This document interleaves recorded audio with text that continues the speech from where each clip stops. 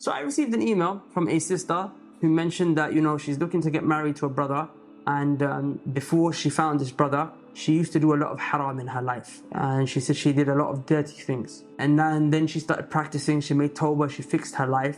Now she's found this brother, but she was saying that, she used to be in a relationship when she was not practicing with a guy, and she obviously, did stuff with him, and that guy took pictures and he spread them around. So she was saying that, her past and stuff is out there. And now she's got this new brother, she wants to marry him, she's changed her life and everything, before the brother, of course. But she was asking if she should tell him about her past, because she's worried that he might find out. I want to share a story with you. A story of Umar ibn Khattab radiallahu ta'ala anhu. And this story of Umar Khattab, it's a very, very brilliant story, very, very relevant story to what we're living through today. And that is the story in which a man came to Umar al-Khattab. He said, I have a daughter. She was in Jahiliyyah, in ignorant times. And during these ignorant times, she ended up having a child outside of marriage. And then she tried to kill herself because she was regretful and remorseful about what happened. And then what happened? I ended up saving her life. She took a knife, tried to slit herself to death. I ended up saving her life by the leave of Allah subhanahu wa ta'ala, and now she's of age for marriage, and men are coming to me and they are saying, we would like to get married to her. Should I tell them those things that she'd done in the past? Umar ibn al-Khattab became enraged.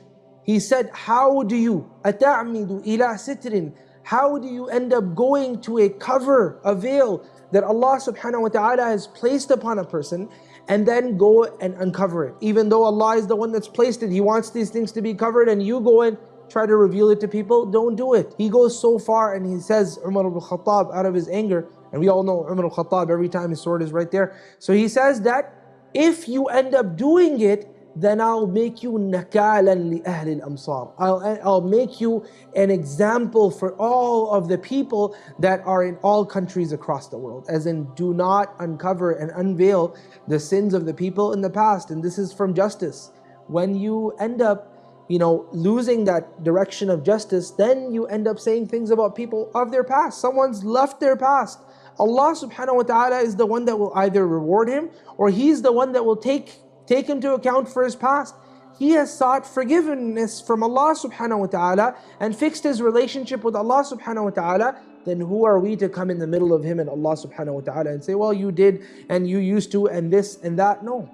People make tawbah, we don't unveil them. And another phenomenon in our times is that people unveil themselves. They'll come out on TV and say, I used to be like this and I used to be like that and this and that, and then Allah subhanahu wa ta'ala guided me, right? These are not things that are to be said. If you have committed a sin, then you hide those sins, you protect those sins. The Prophet ﷺ told us that the people who do sins, then they expose their sin, they make it public, will be people who are not forgiven by Allah subhanahu wa ta'ala. A sin that you did is private between you and Allah.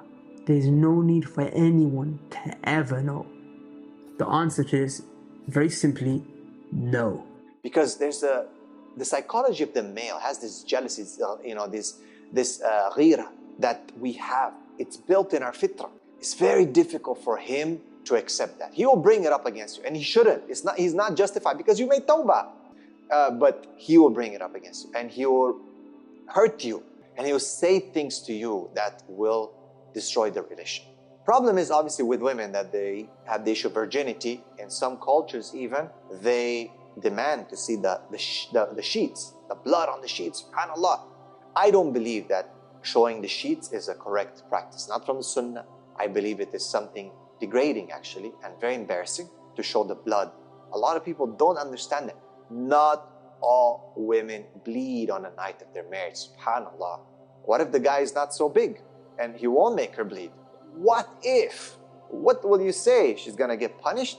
This is the jahil type of behavior. I'm sorry if I am offending any culture.